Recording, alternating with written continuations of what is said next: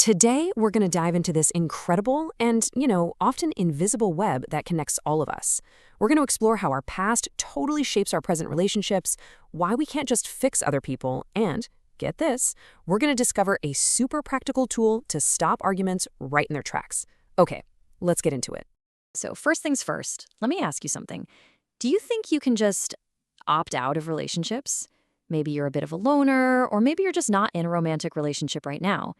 Well, the answer might actually surprise you. The thing is, you are always in a relationship.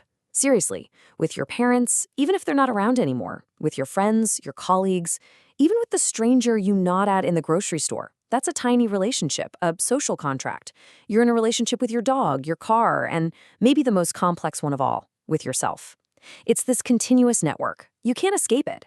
So the only real path forward is to get better at navigating it.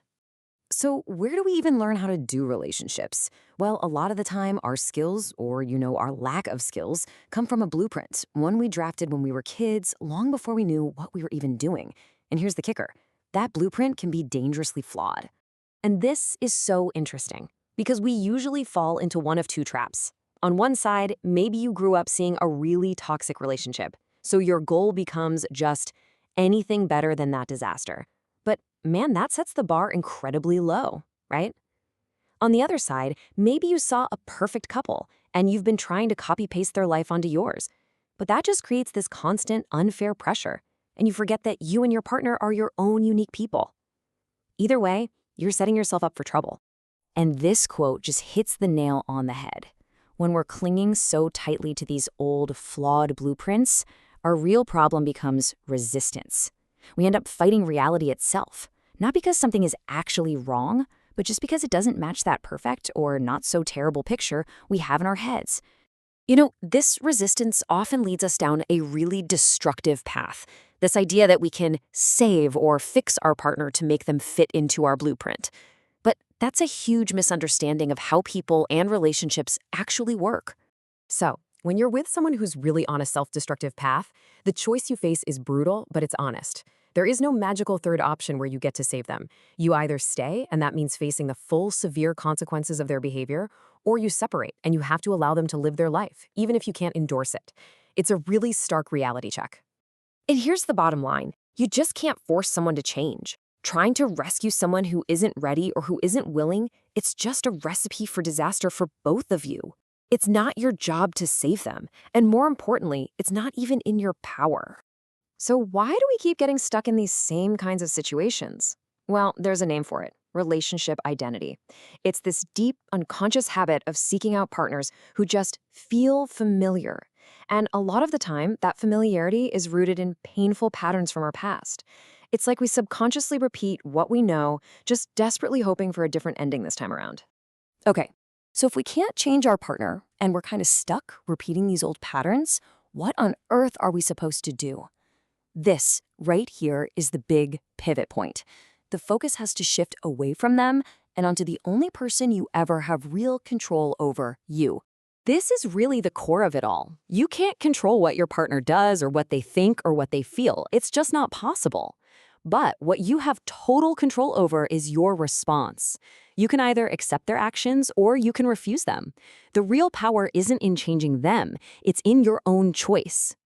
And that leads us to maybe the single most important question you have to ask yourself. And you have to be brutally honest here. Are you truly willing to do the work this relationship requires? And I'm not talking about the work of changing them. I mean the work of managing yourself, your own reactions, and what you bring to the table. How you answer that question tells you pretty much everything you need to know. If the very thought of doing that work just makes you feel exhausted and defensive, that might be a sign that you don't really value the bond enough to keep going. It's time to be honest about that. But if you truly aspire to work for your mutual benefit, then you're very likely to succeed, because that work, it always, always starts with you. Okay, so we've shifted our focus inward, which is great. Now let's get super practical. I want to share a fascinating, data-driven tool that can help manage one of the toughest parts of any relationship: conflict. It's called the 90-10 rule, and the idea is pretty simple. Your communication should be overwhelmingly positive. Like 90% of it should be about connection and support and just good stuff. Disagreements and conflict, they should only make up a tiny little sliver, about 10% of your total time together. So what does it actually look like in a day? Well, studies show that couples who are really connected talk for about 90 minutes a day. So what's 10% of that? 9 minutes. That's your limit. No more than 9 minutes of arguing per day. It sounds crazy, but it forces you to be concise, to get to the point, and to stop things from spiraling out of control. So how do you know when to hit the pause button? Here are the red flags. You stop the argument when you feel emotionally flooded. You know, that overwhelming feeling where you can't even think straight. You stop when you're just repeating the same old complaints to score points. And you definitely stop if you notice you're intentionally trying to hurt your partner. Just stop. Take a break. You can always come back to it another day. All right, we've talked about our internal blueprints. We've got a practical tool for arguments, but the last piece of this puzzle is probably the biggest. It's about making a final, profound shift in how we see the struggles that are just part of any relationship. To really get this, there's this fantastic analogy. Just for a second, I want you to picture your favorite coffee shop. You know the one. It's a place of comfort, it's part of your routine. It just brings you a little bit of joy. But let's be real, it's not perfect, is it? Sometimes the line is ridiculously long. Sometimes the barista is clearly having a bad day and is kind of grumpy. And sometimes, the worst, they're all out of your favorite pastry. These things are annoying for sure, but do they make you hate the whole place? No, you accept them, and you still love going there. See where this is going? We so easily accept the imperfections in a coffee shop, but we fight tooth and nail against them in our relationships.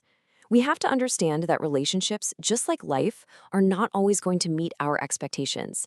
And you know what? That's actually part of its beauty.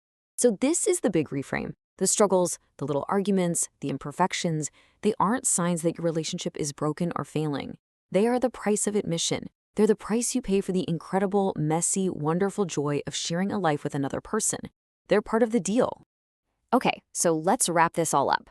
What's your path forward from here? It's really 3 simple things. Step 1, be aware of your side of the street. Own your responsibilities, your patterns. Step 2, practice acceptance. Genuinely let go of trying to control or change other people. And step 3, commit. Not to some perfect outcome, but to your own values and to choosing loving actions day after day. And that leaves us with one last question to take with you. It's not about what they need to do differently, it's all about you. What is one loving action, no matter how small it seems, that you can commit to doing today? Thanks for exploring all this with us.